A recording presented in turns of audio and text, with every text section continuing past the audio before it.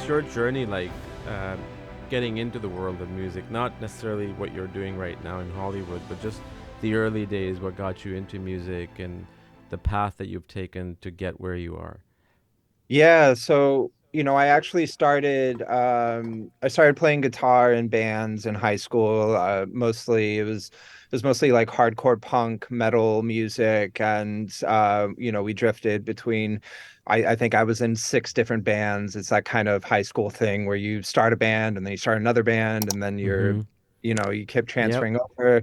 But growing up, I was actually an avid hockey player. And Mm.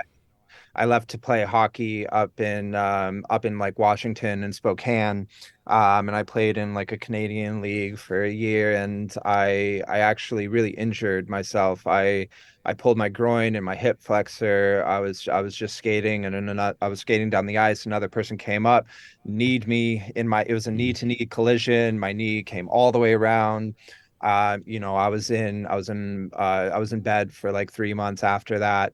And I believe that was the moment where I really started to play the guitar, and I really started to learn about music, how to write music, learning about music theory, circle of fifths, all of those kinds of things, and started to really immerse myself in that world because ever since I was a kid, I love playing guitars, and I always wanted to be in a rock band, but I wanted to write music. And I would sit there playing guitar and I'd be like, oh well, I could do this line, but then underneath that I can do this line. And I was like, okay, there's a lot of steps to writing music, and I started to see that I could do this digitally with computers, that I could learn how to write music on computers and Pro Tools, Cubase, whatever, what have you.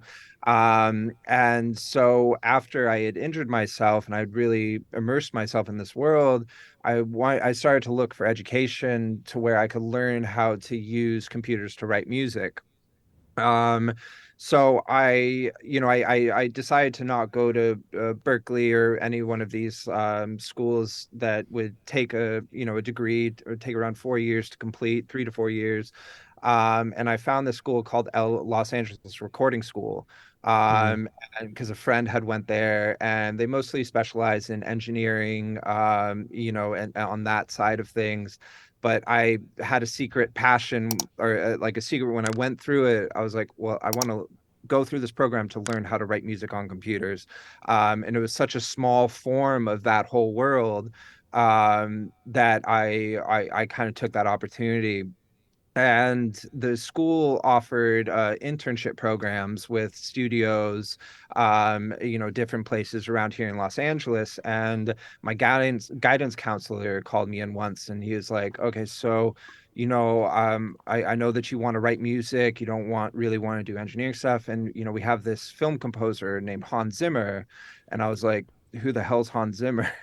What year Uh, was this? this was 2007. Okay, so he was very well established by then. Okay. Yeah, well, I had no idea what film music Yeah. was. I Yeah. just, whenever I was watching a movie and I saw music by, I would always be like, no, that's not, if that person didn't write this song that's playing right now. I didn't understand what background music was for film. Right, And, right. I was such like a rock EDM guy that I didn't even necessarily think about it. Because like another, I'm actually very big into electronic music, and another one of the things that I did when I was 18, 19 was I made loops for DJs, material for them to interchange between songs and stuff like that. So I had like a very big passion for electronic music. And so when my guidance counselor told me about this guy Hans Zimmer, I went back home, I Googled him, I started looking into him, and I was like, oh my gosh, I love the music for Pirates, like I love the Kraken, like I love Gladiator. Gladiator is one of my favorite movies, and I couldn't believe that there was this whole world out there, and it was a whole new discovery for me. Um, so yeah, my guidance counselor, he offered me two positions. He's like, you can have an unpaid internship at Hans Zimmer Studio, or there's a paid job at a ADR sound effects editing house here in Santa Monica. And so, I went to my parents and I said, like, hey, there's this big film composer, but the job's unpaid. I don't know. And they said it'll be about 3 months until I'll start getting paid like a runner rate and everything. And I was like, should I take this job that's actually paying? And my parents go, no, you go with this guy, Hans Zimmer. It seems like you can get such higher places. Yeah.